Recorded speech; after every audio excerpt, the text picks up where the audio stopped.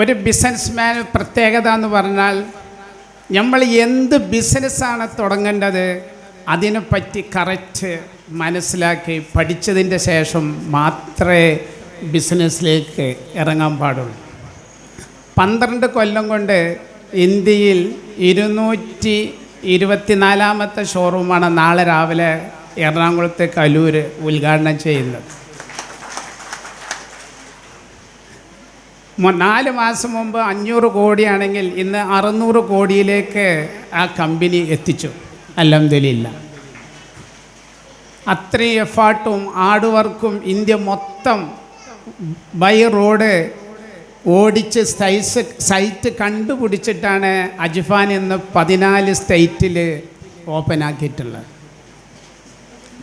അത് ഇത്രയും അജ്ഫാൻ പെട്ടെന്ന് വളരാനുള്ള കാരണം കള്ളക്കടത്തോ അഴിമതിയോ ഒന്നും ചെയ്തിട്ടല്ല. പാവപ്പെട്ടവരെ പ്രാർത്ഥന കൊണ്ട് മാത്രമാണ് ഇന്ന് അജ്ഫാൻ ഈ ലെവലിൽ എത്തിയിട്ടുള്ളത്.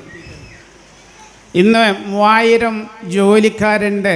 3000 ജോലിക്കാർ ആവശ്യപ്പെടാതെ അവർക്ക് ഭക്ഷണം അജ്ഫാൻ കറക്റ്റ് കൊടുക്കുന്നുണ്ട്. അതുപോലെ പ്രയാസങ്ങളുള്ളവരെ, രോഗികൾ, ജോലിക്കാർക്ക് വേണ്ട എല്ലാ സഹായങ്ങളും കമ്പനി ചെയ്യുന്നുണ്ട്. ഈ വർഷം കമ്പനിക്ക് 1.5 കോടി ഉറുപ്പ്യാണ് പാവപ്പെട്ട തൊഴിലാളികൾക്ക് സക്കാത്തായിട്ട് കൊടുത്തുള്ളത്. ഞാൻ ഈ ചെയ്യുന്നത് മുഴുവൻ സക്കാത്തിൻ്റെ ഫണ്ടാണ്, അല്ലാതെ എൻ്റെ പോക്കറ്റിൽ നിന്ന് എടുത്തിട്ടല്ല. ഈ വർഷം നമ്മൾ സക്കാത്ത് 6.5 കോടിയാണ്. കഴിഞ്ഞ വർഷം 4.25 കോടിയായിരുന്നു. സക്കാത്ത് 5 കാര്യം ഇസ്ലാമിൽ നമ്മളോട് പ്രവർത്തിക്കാൻ പറഞ്ഞതില്ലേ, 3ാമത്തെ കാര്യമാണ് സക്കാത്ത്.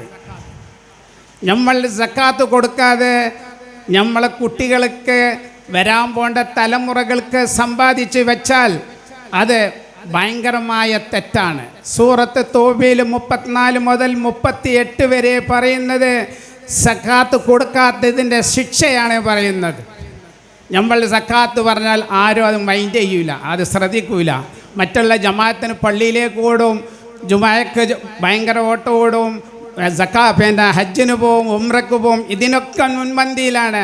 പാവപ്പെട്ടവൻ്റെ അവകാശം കൊടുക്കാതെ അത് പിടിച്ചു വെച്ചുകൊണ്ടാണ് നമ്മൾ ഈ കർമ്മങ്ങൾ ചെയ്യുന്നത്. നമ്മൾ ശുദ്ധിയാവണമെങ്കിൽ, നല്ലവരാവണമെങ്കിൽ നമ്മൾ സക്കാത്ത് കൊടുക്കുക. ബാക്കിയുള്ളത് നമ്മളെ മക്കൾക്ക് നിങ്ങൾ നീക്കി വെച്ചാൽ മതി. സക്കാത്ത് കൊടുത്തു വിചാരിച്ചിട്ട് ഒരിക്കലും കുറയുന്നില്ല. അജ്ഫാൻ സക്കാത്ത് കൊടുത്തത് കൊണ്ടാണ് ഇത്രയും ലെവലിൽ എത്തിയത്. കഴിഞ്ഞ വെള്ളിയാഴ്ച പഞ്ചാബിൽ ഷിഹാബ് തങ്ങളെ ഒരു പള്ളി ഉദ്ഘാടനം ഉണ്ടായിരുന്നു. ആ പള്ളിയിൽ ഞാൻ പോയിരുന്നു. പഞ്ചാബിൽ ഇപ്പം നിറയെ ബിസിനസ്സുകൾ തുടങ്ങിക്കൊണ്ടിരിക്കുകയാണ്. ആ പങ്കെടുത്ത് എല്ലാവരും, കേരളത്തിലെ പ്രമുഖരൊക്കെ പങ്കെടുത്തു. അവിടെ 3600 കുട്ടികൾ പഠിക്കാൻ, നമസ്കരിക്കാൻ സ്ഥലമില്ലാത്തത് കൊണ്ടാണ് മുനവറാലിയും ലീഗിൻ്റെ നേതാക്കന്മാരും പഞ്ചാബിലെ ആ പള്ളി തുറന്നത്. അപ്പോൾ ആ പള്ളി ഓരോ ആളുകളും, ലീഗിൻ്റെ ആളുകൾ പൈസ കൊടുത്ത് സഹായിച്ചിട്ടാണ് അത്രയും ഭയങ്കര ഒരു പള്ളി അവിടെ ഉദ്ഘാടനം കഴിച്ചത്. അവിടെ ഗോൾഡൻ ടെമ്പിൾ എന്ന് പറഞ്ഞ സിഖുകാരുടെ ഒരു വലിയ പള്ളിയുണ്ട്, അമ്പലം. ആ അമ്പലത്തിൻ്റെ തൊട്ടടുത്ത് എനിക്ക് 4600 സ്ക്വയർ ഫീറ്റ് അതിൻ്റെ ഓണർമാർ തന്നു. ഇതിൽ പങ്കെടുക്കാൻ വന്ന ആളുകൾ എന്നെ ഇവരെ ഓഫീസിൽ വന്ന് കണ്ടപ്പോൾ അവർ പറഞ്ഞു, ഇവരോട് ഈ മനുഷ്യൻ പാവങ്ങളെ സഹായിക്കുന്ന ഒരു വ്യക്തിയാണ്. അത് പറഞ്ഞപാട് അവരെന്നോട് പറഞ്ഞ് 6.25 ലക്ഷം ഉറുപ്പ്യ മാസം റെൻറ്റ് കൊടുക്കുന്ന, അതിനി ഞങ്ങൾക്ക് വേണ്ട, ഞങ്ങൾ നിങ്ങൾക്ക് ഫ്രീ ആയിട്ട് തന്നു എന്ന് പറഞ്ഞു. എന്തുകൊണ്ടാണ്? കൊടുത്താൽ കിട്ടും, കൊടുത്താൽ കിട്ടും എന്നതിൻ്റെ തെളിവാണ് നിങ്ങളുടെ മുന്നിൽ ഞാൻ വെച്ചത്. കൊടുത്തിട്ടാണ് കിട്ടുന്നത്. എന്തും കൊടുത്താൽ കിട്ടും. നമ്മൾ 5 നേരം നമസ്കാരത്തിൻ്റെ ഇടയിൽ നമ്മൾ പോകും.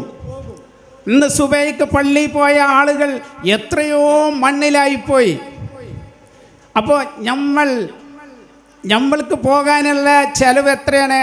1400 ഉറുപ്പ്യ ഉണ്ടായാൽ നമുക്ക് യാത്ര പോകാനുള്ള തുണി കിട്ടും. നമ്മളിവിടെ ഹറാമായിട്ടും കളവും പറ്റിച്ചും കട്ടും നുണ പറഞ്ഞും കണ്ടുമാനം കാണാത്ത കുട്ടികൾക്കും പേരക്കുട്ടികൾക്കും നമ്മൾ സമ്പാദിച്ചു വെക്കും. പക്ഷെ അവർക്ക് വെറുതെ കിട്ടുകയാണ്. അതുകൊണ്ട് അവർക്ക് അതിൻ്റെ വേദന അറിയില്ല. നമ്മൾ ജീവിച്ചിരിക്കുമ്പോൾ ഹലാല് മാത്രം നമ്മൾ സ്വീകരിക്കുക. ഹലാല് മാത്രം വരുമ്പോൾ നമ്മൾ പറയാം, വാ ഹറാമ് പറയുകയാണെങ്കിൽ എനിക്ക് വേണ്ട എന്ന് നമ്മൾ പറയണം എന്നാണ് എനിക്ക് നിങ്ങളോട് പറയാനുള്ളത്. ഇതാ എൻ്റെ മുന്നിലിരിക്കുന്നു ഇവർ എൻ്റെ ദമാമിൽ 42 വർഷം നിന്നിട്ട് ഒരു കുട്ടി പോലും കുട്ടിക്ക് 1 രൂപ പറ്റിച്ചുവെന്നോ കൊടുക്കാനുണ്ടെന്നോ ഒരു മനുഷ്യനെ കൊണ്ടും ഞാൻ പറയിപ്പിച്ചിട്ടില്ല. എനിക്ക് ഇന്ന് പോവുകയാണെങ്കിലും ഈ 3 കഷ്ണം തുണി മാത്രമേ എനിക്ക് കിട്ടുള്ളൂ. ഉണ്ടാക്കി വെച്ചത് മുഴുവൻ മറ്റുള്ളവരതാണ്, എൻ്റെതല്ല.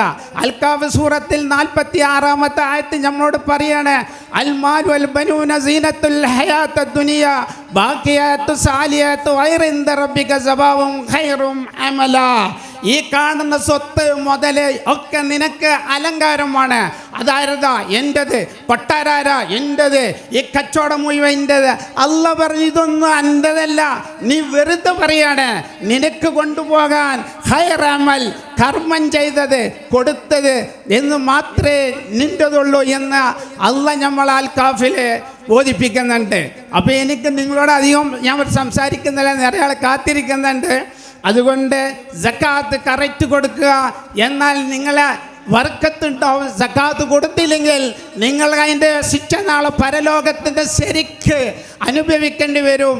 സക്കാത്ത് കൊടുത്തുകൊണ്ടാണ് അജ്ഫാൻ ഇത്രയും വളർന്നു വന്നത്. അതുകൊണ്ട് എൻ്റെ വാക്കുകൾ ഞാൻ നിർത്തുന്നു. അസ്സലാമു അലൈക്കും ഫി അമാനില്ല.